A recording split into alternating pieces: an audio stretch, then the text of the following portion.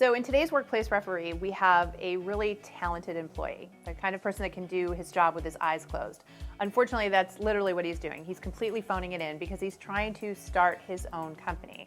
And he's even going so far as to taking all of his vacation time, all of his sick time, all of his personal time in order to do this. On the flip side, you've got the employer who knows something is up, has heard through the grapevine that he's trying to start his own thing, and really doesn't like the fact that this employee is disengaged, would rather somebody who really takes the job seriously and sees themselves having a career at the company. So who's at fault?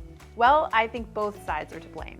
First of all, the employee should be thinking about the fact that they are getting paid to do this job, and there's a perception there. Now, you might start your own company someday, but you're also going to need that reference down the line. And with so many new businesses going out of business, you may find yourself having to go back for employment.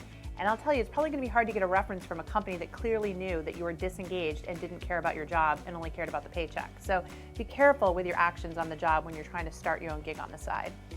But at the same time, I think this employer really has to think things through. If they're unhappy with this person's attitude and performance and lack of engagement, it needs to be addressed because everybody else in the office is seeing it. And if you're allowing this behavior to go on, this person can really take all that time and phone in their job.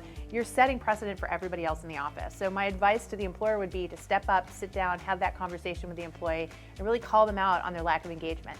It sounds like both sides should just come to the agreement that there's an end in sight, and maybe pick 3 months, 4 months down the line where they agree to part ways amicably, and in that time, each side can set themselves up for success in their new endeavors. But again, it all comes down to that communication and both being on the same page.